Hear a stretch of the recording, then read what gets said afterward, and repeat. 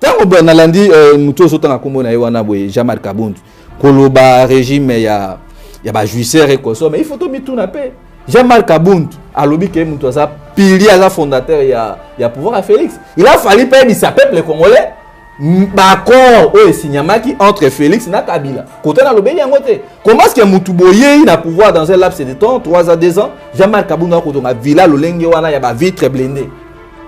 Tout ça est-ce que qui peut croire na Jean-Marc Kabundu?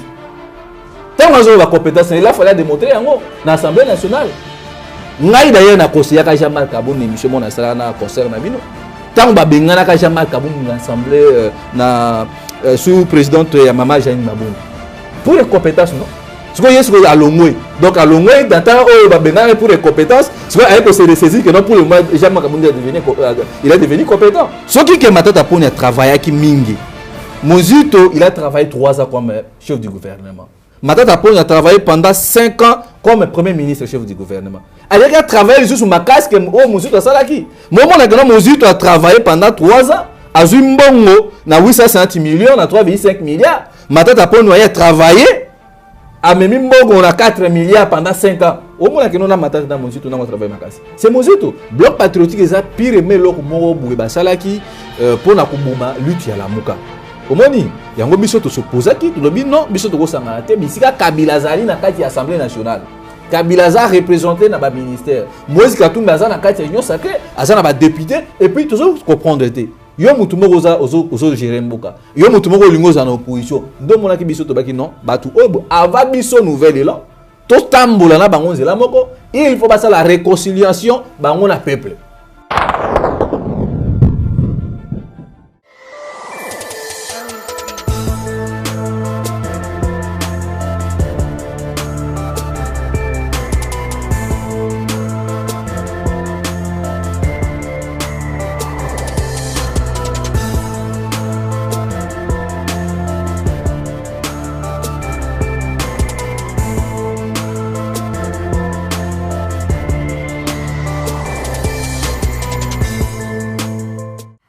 Malo Baba Imboka, bonjour, bienvenue dans l'émission Yamoko Nalilo. Nous avons représenté Bino Ruta, ville province à Kinshasa. Quelques sujets d'actualité Yamboka Kota na Muzindo.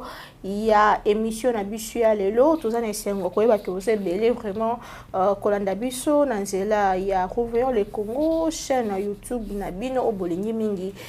Na ba chaîne partenaire na biso nyonso à la ville province à Kinshasa pour sanate ko s'abonner massivement pour que boye baba sangoni ezole kamboka Congo awa bisika mboka ya Patrice Emery Lumumba boye ba que président Félix Tshisekedi Tshilombo lelo azali kozwama na Mardela na sud ya Espagne bisika puis selon ba information et pe sameli biso akei po na ba contrôle ya santé pe motango mokie ya repos Moindo Nzangi na ngambo na ye alongwe na parti ya Moïse Katumbi pe a créé parti politique na ye abimina 8 députés nationaux 13 députés provinciaux pe sénateur motozo ngela mina mikoloya pona opesa bino ba détail na ba image à l'appui ndenge mambo ezo kumba mal a na mboka Congo pesa en guerre na politique baza makasi côté au créer ba parti ko se diviser ko se rallier pour na na ba élection so ipe ba élection to ebité so makambo ekendeni alors pour na moko na lelo to yambeli bino bongo mwana mboka Bruno Mimbenga azali moko ya ba communicateur ya parti. Il y a nouvelle. Tout ça a raison à Kolobake lelo avant to kende plus loin avant to kende na ba sujet sur l'actualité et ça la sujet pe ezo ko tungisa ba mboka lelo to Kolobake la muka eza divisé.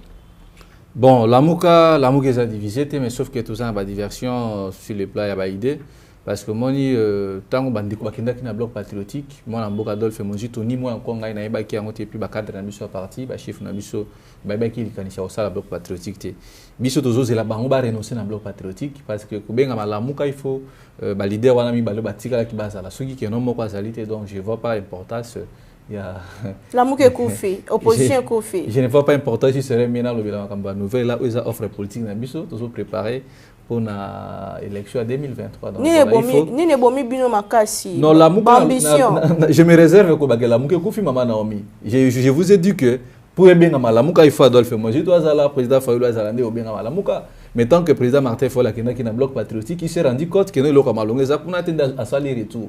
Mais retour n'a pas mon suko biso to lobby que non biso peuple, ça t'es Adolphe Mozi to exiger bango biso peuple to lobby va déclarer d'une manière officielle parce que tant ça qui l'Ikanicia Koboma Lamuka, baloba qui ouvertement que Tolongoi tout ça li est bloc patriotique. Je crois que ça là la FADN sujet, je me souviens encore, on a peine ça là Joana n'a participé à la presse de presse wana. Alors le kobiso dosé là bango wana, mais kozonga sikolo lenge bango bazo kanisa. Boye na Lamuka beaucoup de coordination zali, bolobi Adolphe Mozi to kena union sacrée, mais muto bobi kaza union sacrée, botikali bomoni balongo li mandat ya députation nationale.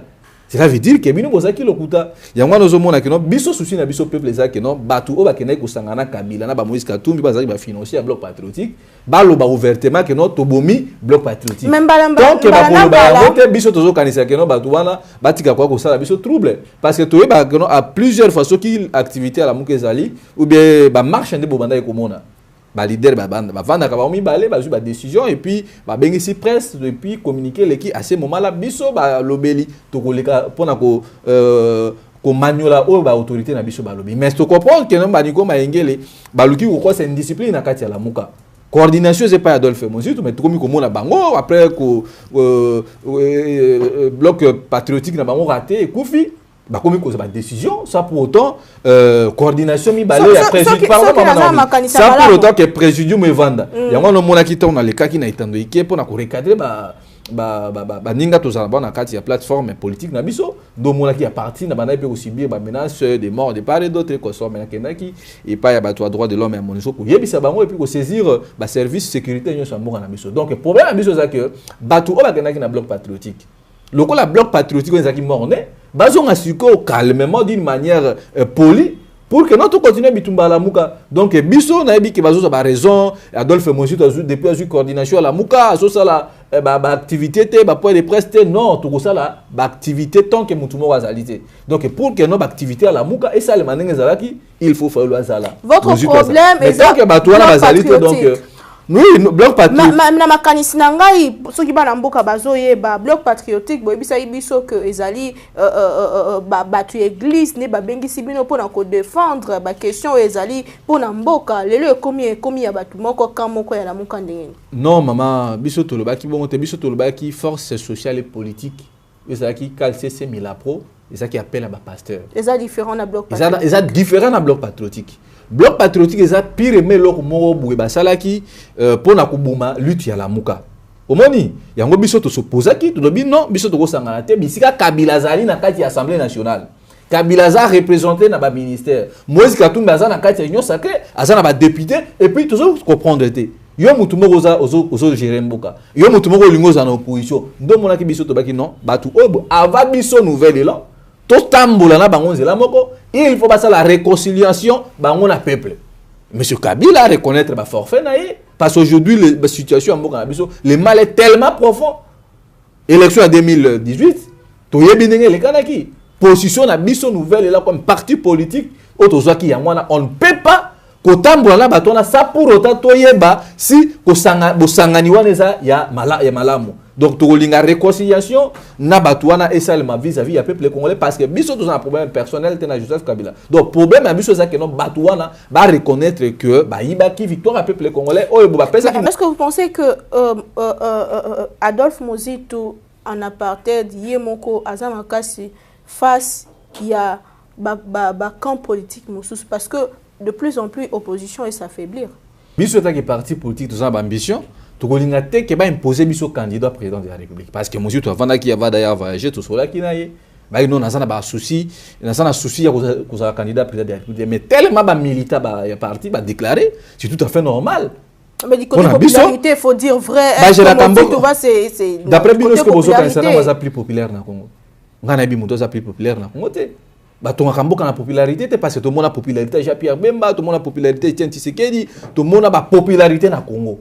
Donc, il y a un populaire parce que la semaine passée, en cette activité, il y a plus de 1500 mamans. Donc, on ne peut pas construire un pays par popularité. Tu as par rapport à l'offre politique. Tu as par rapport à l'idée de l'idée de N'engeni tu réduit tout le chômage selon biso nouvelle surtout en 2024 dit tout comme en 2028 tu sais budget na biso à 25 milliards au que notre bande foot soda salaire à $500 soda asuka Omoni. Donc au Koloba que non muto ça populaire et puis tout ça, même Félix ça populaire, bino peut ça populaire peut-être na quoi na bino. Donc nous voulons que non avato kene na maponami. Biso nouvelle to kena solo te to kene na batu oyo bube na offre politique na bango, biso pe to na biso so tutani e balani makanisi na biso pona ko servir yango na lobi boye mama Naomi. Félix est mon na offre politique ni. Biso to bit to ko travailler na batu nyonso. Oyo boye ba ko répondre na volonté ya peuple. Ce que to moni que non, vision na bino na ya biso eza akobalana. Donc et puis na kati nouvelle là bien que Moïse doit candidat naturel na biso, ba candidat président monsieur peut pas koza to kena na primaire. So katani et puis au katani muso c'est comme ça. Donc on moni que non biso nouvelle là tout ça ko travailler même ba candidat ba koza na liste ya nouvelle là. To koleka na primaire. Donc yango on moni biso to boy ke ba imposer biso mutu ne bino bozo croire que songolo pakala ça populaire. So ça pour la popularité, to ngai to yeba yango ta en victoire yeba maki na 2018. Mais pourquoi pas les deux leaders? 2006. Pourquoi pas les ba yango pe na 2011 to ba yeba ki victoire. Pourquoi pas les deux leaders ba vandi ba solo liango pour na oluka solution à l'amiable? Non, Nathalie Sibino awa boké non solution d'autres gens parce que non la mouketikali trop el banundu. Omoni, mositu azan esprit wanate. Nous voyons l'intérêt national. Tout ce monde à Congo. Parce que na mitua batu bazo kanisa que non batu batika bipangi na pangi. Moi je ne suis pas de Bandundu. Moi je suis de l'Équateur. Mais na ya pe na mositu pona vision na ya Congo azan nango. Pona amour wana esprit patriotisme azan nango pona Congo. Et puis beaucoup de gens pensent que non mositu azaki premier ministre atonga na ki mositu n'est pas premier ministre ya batu aki kwit. N'est tout le monde ngolelo obo Félix a commis président ba Kasaye. Donc pour la biso nouvelle là totikali kozala na kati ya union sacrée toza na kati ya résistance oyo botolobi toko s'aligner na batu oyo bobaza na offre politique ya malonga tant ba offre politique ya malonga lo lenge nini toko réduire to ya chômage ya ba jeune lo lenge nini soda ya suka ifa futama lo lenge nini ba fonctionnaire so komi na âge ya 65 ans to pesa au retraite ok pema lo lenge nini défense ya mboka na biso toko sala pour na sécurité ya ba soda ko recruter armée nationale lo lenge nini toko sala que non ba province na biso nyonso ezala unifié na nzela ya mai ba très consort lo lenge nini toko sala que non diplomatie na biso ezala efficace ce qui toke na nzela ya négociation na nzela ya masolo et simbite toko appliquer sikoyo boye na nzela ya Yamindoki, c'est ça le commission nouvelle là quand vous me parlez de quelqu'un parce que vous êtes populaire, non, je vous ai dit Adolphe Mozitu a s'aligner na mutu oyo boye azana souci à peuple congolais et non par popularité. Nathalie Sibino chose qui pour la popularité. Sans oublier que Jean-Pierre Bemba en 2006 Ayaz a président de la République. Papé Tshisekedi Ayaz a président en 2011. Au moins c'est pour la popularité président Martin Fayulu Ayaz a la président en 2018. Et on a Nathalie Sibino que non biso nouvelle là tout ça na offre politique na biso oh déjà ils ont mis en élaboration dès que mokonza zozonga to kotalisa yango na bayi kongomani c'est na bango d'ailleurs ba ko juger au moins donc to ko juger na tango bozalaki na Kabila o bo travailler ki wana pe ezali gérance na bino wana pe tango wana to kotala ngo parce que ko lobaka te to kosala mais bozalaki pe na kati wana ni bosalaki bon ngai natika ko travailler na Kabila te et puis tout ça problème personnel na Kabila nouvel élan n'a pas encore géré ces pays. Ce que le bio, non, Mozitu, oui, on assume pas, oui. Mozitu est comme notre leader. À travers la Kabila. Mais ce qu'on travaille la Kabila, c'est ça péché. Bato bino bozo kanisa que non ba travailler la Kabila, ba travailler la Kabila, ba demi ba zapena ba gestion mboka. Au mani, nous on comprendre ba congolais tout en bozo le kabo bimisa que non Mozitu travaille la Kabila. Mais quand Mozitu il a travaillé avec Kabila, gestion Mozitu les akinderi. Il fut premier ministre dans temps naé.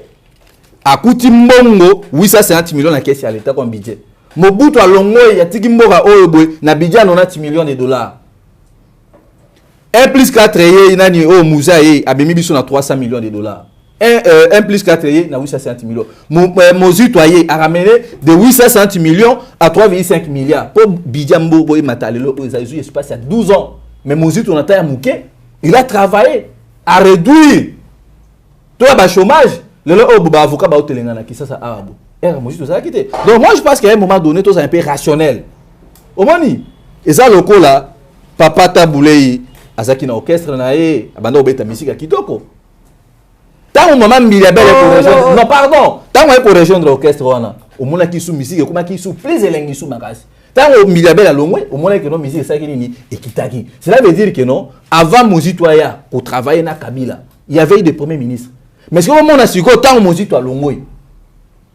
Je suis à Kindeni. Donc moi je pense que non, tout est comme il y a Matata Ponyo qui a aussi bien travaillé selon l'Obama. Je veux parler de Matata Ponyo parce que nous sommes monaki où ils ont qui projet réalisation, ils ont qui déjà projet au moins amour Adolphe Mozito élaboré qui en ce qui que Matata Ponyo a travaillé qui mingi. Mozito il a travaillé 3 ans comme chef du gouvernement. Matata Ponyo a travaillé pendant 5 ans comme premier ministre chef du gouvernement. Il a travaillé sur ma casque au Mozito a salaki. Mozito a travaillé pendant 3 ans à Zumbongo na 850 millions na 3,5 milliards. Matata Ponyo a travaillé à Mbongo on a 4 milliards pendant 5 ans. Au moins que nous avons Matata Mozito on a travaillé ma casque. C'est Mozito. Donc Matata Ponyo, je ne suis pas venu parler de lui, je ne suis pas son porte-parole. Moi je suis venu plus parler de l'offre politique na biso Oyoboye, tout ça pour élaborer d'ici 2023 le lengeni to aussi sa sécurité à est en biso Autolobby avec 169 millions de dollars américains et pour permettre biso to tonga mur ko ériger mur entre frontières Rwanda et RDC. Pourquoi important ça mi waneza pona ko sécuriser via ba congolais, ko sécuriser l'économie en Boka Nabiso et puis les restes là. C'est ça et loko za mi mama soko tuna ba mitu. Nouvelle tout le monde a bilan le lengeni et ces soldats qui passent. Nouvelle un projet de société, nouvelle élan azo linga kende na batu mususu maintenant na ebité na ba élection. Est-ce déjà batu au travail là bango? Boyebi déjà. Oui. Mais la montée. Il y a une offre politique que je répondre l'intérêt du peuple congolais. Je vous ai dit, tout ça n'a qu'à la mouka. Problème, mais ça n'a qu'à la mouka, c'est un problème à idée. La diversion, la famille, la diversion, c'est idée parfois. Il suffit, c'est ma bonne locataire d'attente. On a un mécanisme, mais biso. Mais ce qui est simbité, biso, tout ça parti malade, c'était tout ça parti politique. Oh, tout ça est platé dans le Congo, mobimba plus de 50 sièges. Alors vous allez nous prendre comme si que non, nouvelle élan et qu'on sort. Ça a toujours si mal. Non! Ce qui va partir à Mikezo, ils ont beau ta maison, la mission politique pour gérer. Plus fort raison, c'est que Mozito, il fut premier ministre, chef du gouvernement. Oh, bah fonctionnaire, bah yebi. Au moment où à l'époque, on a fonctionnaire pour la soulever à Malonga. Maintenant, Mozito, il y a fonctionnaire quand même, moi, vie normal. Bino, bah journaliste. Le salaire fonctionnaire de 30%, on les appelle la réalisation en temps. J'espère que Burundi Mayango peut rapidement tolobela likambeta libongo sortie médiatique ya mon amboka Jean-Marc Kabundo lobby et puis ça qui moi tonnerre de part et d'autre bino na ngambo bande quoi nouvelle et comment est-ce que boyamba ki yango ba vérité bimaki a lobby moi makambu mingi par rapport il y a pouvoir où ils allaient en place à rejoindre d'ailleurs opposition. Est-ce que ils allaient s'engonanga mon abino? Oui, maman Naomi. Vous avez dans le lobby à boy que non problème na biso la nouvelle là toujours lutter pour un problème de corruption au Congo. Toujours lutter n'engeni to tia to pacifier est amour na biso.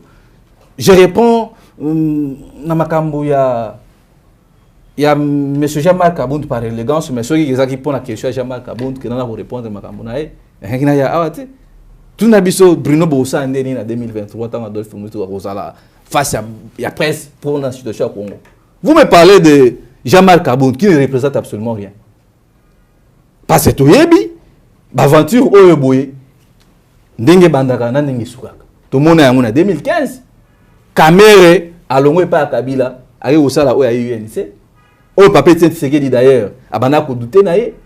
Tout le monde Moïse Katumbi, alors bien on prend billet côté qui appelle Nadi, deuxième, troisième tour lingango le soute. Donc moi je pense que notamment Jean-Marc Kabound doit solo makamuna là, ils ont makamuna bango. Biso état que parti politique nouvelle là. Quelque part à rejoindre la plus priorité pour na biso toujours tal intérêt en mboka ndenge ni bato ba gérer mboka mabe. Ndenge ni bazui mboka ba céder yango, bazui défense ya mboka ba pesi yango e pa ya bato oyo bazo boma bama na biso. Ozomona pour place ezali. Kolobela na vanda tana nga nyonso ko répondre makambo ya Jean-Marc Kabound, je pense que vraiment ezala qui t'es à l'ordre d'idée parce que je ne vois pas intérêt parce que tu as comédie, où ils ont monté de toutes pièces pour la condition du peuple congolais. Il y a un abisso tout ça pour marteler d'ici 2023 élection avec Félix ou avec Denis Kadima. Et ça que non, Félix Funa Batoune Baké. Pour vous, Jean-Marc Kabound est du pouvoir. Parce que Bisso, tant que vous avez Bisso dans l'opposition, je vous ai répondu dès le début de l'émission que nouvel élan, la Mouka, président élu Martin Fayulu, Adolphe Mozito, tout petit cas là jamais qu'on soit en opposition. Si Chadari pas recrocher, bah reconnaître que bazana quand il y a opposition parce que bah accepter échec na bango vis-à-vis il y a ma ponami eux c'est qui na 2018 mais biso na kati ya la muka jusqu'à preuve du contraire pour reconnaître que nous biso za kati opposition. Tant que nalandi muto so tanga kombo na yewana boye Jean-Marc Kabundu koloba régime ya ba juicière et koso mais il faut to mituna pe Jean-Marc Kabundu alobi ke muto za pilier za fondateur ya pouvoir à Félix. Il a fallu payer sa peuple congolais d'accord o signamaki entre Félix na Kabila. Côté na lobeli yangote. Comment est-ce que mutu boye na pouvoir dans un laps de temps 3 à 2 ans Jean-Marc Kabundu a kotonga villa lolenge wana ya ba vitre blindée. Tout ça est-ce que qui peut croire na Jean-Marc Kabundu? Makambo lobi nyonso wana. Ozomona ngote kwa neza distraction. Biso eloko eza kota la biso eza ko intéresser peuple congolais eza que non tozo bengisa peuple congolais ko koisa mana mutomba Jean-Marc Kabundu te na Félix. Parce que lelo oyo boso ke na cité na Masina, soke na Bumbu, oke na Selembao, oke koto kuna ya nini ya Mopono, tamboli na Kisasa mobimba mama omona que no peuple congolais a souffrir. Ozana kati ba kanisa que les jeux à pouvoir et les à pouvoir et malamu Jean-Marc Kabundu comme étant élu de peuple. Akena ko makamwa na ko défendre le peuple. Jean-Marc Kabundu d'ailleurs, il n'a pas quitté l'UDPS.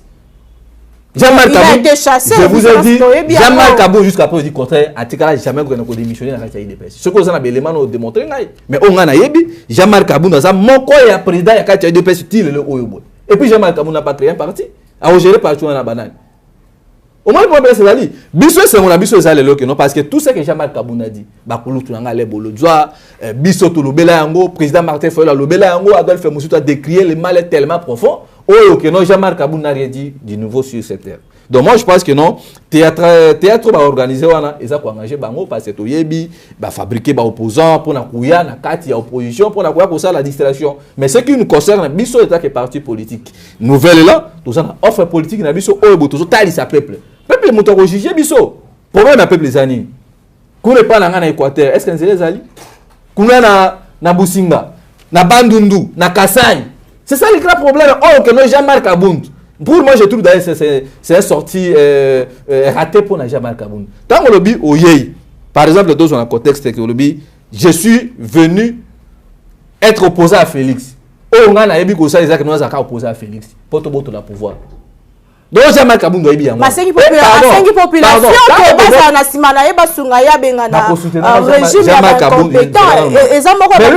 compétent. Jean-Marc Kabundu, Félix et les kabylistes et tous les autres, là sont des compétents. Tant qu'on a la compétence, il a fallu démontrer dans l'Assemblée nationale. Ngai d'ailleurs na conseiller ka Jean-Marc Kabundu émission mon asala na concert na bino. Tant ba bengana ka Jean-Marc Kabundu na l'Assemblée sous présidente ya Mama Jeanine Mabunda. Pour les compétences non. Ce qu'on y est sur à Longwe. Donc à Longwe dans temps ba bengana pour les compétences, ce qu'on a que c'est de saisir que non pour le moment Jean-Marc Kabundu il est devenu compétent. Non. Problème est ali wana batu wana ba piye mboka systématiquement. Alors tokolinga que non na 2023 soki élection ça limité toko sensibiliser peuple congolais. Soit token na révolution, soit monsieur Félix andi mako organiser maponami ya malunga. Pour la biso zali ngwa parce que tokoya te ba nous vendre déjà parler de Jean-Marc Kabundu to pesa importance moi zo mériter en moté. Au moins, maman non. Donc, on a dit imaginez-vous vraiment que élection et que Nouvel Élan a se rallier. Est-ce que c'est possible à se rallier à Jean-Marc Kabundu? Maman, je comparer le coup là, n'a pas exemple indéni. Aux unes Dakala, na Mungusu, au Sangi place moko. Jean-Marc Kabundu, biso to que se rallier. Adolphe Moussouta 20 na mail nyoso Moussouta za na ngwana. Même ngana on ima ote. Biso to na ba université pas basango. Au moni Jean-Marc Kabundu assis dans nos classes. Et puis, il y a une notion efficace pour la gestion en Mboka. Je regrette quand il dit, dans le peuple congolais, base à Simalanga, pas de Bengana Félix. Pour la Jean-Marc Kabundu, le roi est bien moi. Bon, tant que Bengana Félix, c'est sûr que ça n'est pas gérer Mboka. Parce que tout le monde est déjà gérer Mboka ensemble na Félix. Des discours à rejoindre. Pardon. Et là, comme Alonga, Bossa ina Félix et monanité. Tout le monde est Jean-Marc Kabundu, Kotonga. Stade na Kingabou na oki keno bourgmestre limité à suspendre les travaux. Ah mais ça biso que Félix a juiceur mais il pas ça juiceur parce que moi je suis na kotonga stade azungo wapi. Pour la Félix de te retrouver normal. Azo récupérer bataille parce que tout le monde à l'époque va couler na biso bana ba manda Mobutu et les autres là. Ndé banda ko rouler na ba bonne vie. Félix c'est quoi azo luka sala nini a se ressaisir na bareta wana nyonso. Mais ça déjà trop tard. Parce que l'autre temps que nous avons beaucoup de gens qui ont souci de mboka. Le pays est agressé. Félix a joué avion à quel copéma Léon en Espagne. Même sous Kabila, tout le monde a Babylone, on a été. C'est un de formation. Pour dire que un problème de santé, il faut que mon médecin aille. Maman, biso toyebi, Félix a été récemment en Belgique. Elle a eu ce col pastoral numéro 1. Donc, à Félix n'est pas là. Je ne comprends absolument rien. Vous croyez que Kabila 18 avant d'Akiwana, bien que Bandaï Koyiba, Koboma, Congolais, Koso, Abomi, Bakopagnon soit à l'État. Bano Belate. Tant que vous avez Tikambong en Espagne, qu'est-ce qui empêche que non? Bon, na 300 millions de Nogai Jamal Kaboun dans le bail qui n'ont bon aram. Et si la canne a bandou bagnon sur ma boîte de nuit, n'a pas pilule. Voilà Jamal Kaboun dans le lobby. Non, c'est pas moi, c'est pas propos Jamal Kaboun. Vous savez qu'il y a un lobby, vous savez journaliste. Ngazo le baka ou Jamal Kaboun dans le lobby. Aux hommes, n'a Jamal Kaboun. N'a pero luaro la qui m'a kamba libido, bangon sur la canne moko. Donc, ce qui est non, bako n'est pas bien na pero luaro. Il faut Jamal Kaboun pas kangaï. Aux hommes, pas ça d'aller. Donc, avec 300 millions de dollars américains, maman journaliste, Toki Kotonga, ba clinique malam. Na monaki, maman Olivier Kene ko inauguré hôpital moko awa boye. Et au moment quand même que non, et ça me sengoke, ata ba yibi parce que mon commission nouvelle là to pouvoir. Bilo ko na nyoso to récupérer ko domaine à l'état ya mboka. Il serait mieux ba tonga na mboka. Yo bi combien ko Félix Adjaki na wana avec combien de délégations, pe ba to miso ba kiwala ba kozonga ba otika la buna. Parce que ça pour la première fois, tu sais. Autant qu'on a déjà une affaire sur 300 voyages à Félix. Vous savez combien ces gars-là pillent le pays? Alors, tant qu'on se non, et nouvelle est là, qu'on s'allie, na mozito. Maman, on est sûr que pour la classe, je ne crois pas que ceux qui t'a mozito, habite que non Bruno, tout qu'on a s'associer na Jamal Kaboun, quand les mêmes journaux ont parti. Et au salé maté. Et au salé maté. To comme na souka émission, to tikela ki vraiment tangolo ba. Le lot to ko ba que opposition congolaise et ko zonga les sous ensemble ne bozaki. Est-ce que peuple congolais a causé là que l'obito mona lamuka et zonga ensemble de bozaki? Oui. Peuple congolais ba mona le point c'est quoi lamuka maman nani? Maman Naomi, batu ba ka historique la lamuka PDD. Combo Félix Moutapé, ça même toi ça la lamuka c'est Adolphe Mozitu. Biso to lobi que batu o ba kenaki na Kabila. Parce que le mal d'aujourd'hui c'est Kabila. Le quoi la bazui conscience wana bo moto. Ya kozonga na lamuka ba respecter etamboli ya lamuka. Mais tant que bozo luka bo me mamboka na ndenge ya mabe, là on serait pas d'accord. Souci na biso c'est ça que nos leaders mi ba vendre ba surmonter ba divergence ya ba idée. Mais sauf que ba ndeko na biso misusu entourage ya ba chef na biso des poser problème. Adolphe Mozitu un type de verre un Bamututu. Problème na biso, nous sommes contre bloc patriotique. Tant que batu ba se prononcer que notre longwe na kati ya bloc patriotique et vous allez impossible que non tout amblana batu wala. Mais peuple congolais a dit que non la muka c'est Adolphe Mozitu qui est le coordonnateur actuel. Et puis, ceux qui ont dit que non Adolphe Mozitu continue dans la muka. Ma beza place. Vous au lingi le don dit que non au même moment tout ça dans bloc patriotique, au même moment tout tamboli dans la muka, au moins que non peuple a robaé biso. Parce que tant que bazo bien appelé à bloc patriotique. Qui peut accepter le love moment que non ah Bruno Otambala, Chadari. Utaina kuna. Mais parce que imaginez-vous ça, quand on a vu ça trahison parce que pouvoir il y a Martin Fayulu. Kabila a joué à PC Félix. Félix a joué en haut, a dit qu'on dirigeait Bokate. Souvent, on a sous Bisso. Kabila, c'est lui le diable, la personne. Votre problème, c'est le FCC. Donc, le problème, ce n'est pas le FCC. Le problème, c'est que non, Kabila, un problème. Parce que même le financement à bloc patriotique, Kabila, qui bailleur des fonds, na Moïse Katoum. Parce que ceux qui battent ça, qu'on réfléchit bien. Moïse Katumbi, Azana, Félix. Quand Moïse Katumbi a eu sous nakati ya bloc patriotique. Kabila Azana ministre, député dans l'Assemblée nationale. Pourquoi pas sanctionner Batouana? Alors bino bolingi bo so peuple na bazoba. Combien de fois activité à ya bloc patriotique? Yo mona ki peuple bandai ko sepene lokwana. Ceux qui ba bengi activité à bloc patriotique, peuple boya ki yango parce que moi que non eza trahison pour na bango. Donc pour na biso ndena lobaki na debi Adolphe Mozitu n'a rien à voir comme problème ou personnel na Kabila. Mais à condition que Kabila a reconnaître ma benaïe vis-à-vis du peuple congolais. Celui qui a se répartir que non, oui, ma benaïe maki, mais tout à la wana total liboso. Là, au moins, la biso to autant bon on passe. Rejoindre l'opposition, c'est jamais parce que politique est malouka à tout moment. Mais pour la biso toujours maintenir position na biso di solo ya bloc patriotique. tokotika jamais ko s'associer nango parce que isa trahison pour na biso de ko tokolinga nango te. Tant que bloc patriotique ils ont existé, opposition et opposition jamais ensemble. Mais opposition Chadar Azali ba misus ba bimi opposition, biso tous en résistance. Comment est-ce que maman Naomi n'habite so comprendre ngai différence ezali opposition à Chadari. Aliambo on a eu élection en 2018. Akepe ba battre il reconnaît que non a gagné une élection. Mais biso siko to bi que non candidat à biso zaki président Eli Martin Fayulu. Il a gagné. Mais le pouvoir, on a pas si il faut résister pour pouvoir na biso. Ma beza on a place ni. Ceux qui veulent s'appeler être opposants, on les a engagés bango, mais pour na biso, to yebi que non tout ça na kati ya résistance, mais à condition que non ba tuwa na bazon na ordre. Mais au cas contraire de tout comme na ba epenge na ba nikoma engele ko sala ba audio pour mobiliser diaspora pour ba bo Adolphe Mozito, mais je pense qu'on les a ba jaba na mike. Aux hommes on a pour place ces ali. On les a jaba na mike. Adolphe Mozito a tourné, élaboration projet de société oh d'ailleurs ba diaspora ba zozelango et puis tant kozonga awa boy travailler en ressources sous makasi pour que non peuple congolais ba bi Adolphe Mozito. Mais pendant ce temps ba dénoncé déjà 2 ans il y a glissement et a prévu déjà Jean-Marc Kabunda Loba qui a ngui. Ngai wana za makambu ya Jean-Marc Kabunda lobby. Au peuple congolais lobby Félix il faut respecter délai constitutionnel mboka biso. Élection ce que ça limité donc Félix peut se représenter. Au cas contraire, tu peux sensibiliser le peuple pour appliquer l'article 64, c'est tout. Qu'est-ce que vous voulez encore? Vous croyez vraiment que nos élections, vraiment, ma se salemi, ba détournement, ba mbongo, ba bêtise, se salemi. Jusqu'à ce que M. Félix Azotinda, nani, deuxième, première dame, a représenté Congo. Qui peut accepter ça? Et puis, nous avons dialogue. Alors que le pays est en guerre, tout le monde dit toujours que l'élection est en guerre. On les a hors sujet. Et ça, juste politique, il y a diplomatie, il y a Djololo, il y a PT, il y a Félix. Donc, une élection sans Bunagana. Prétexte, mon côté, parce que le pays est agressif, il faut élection salématé.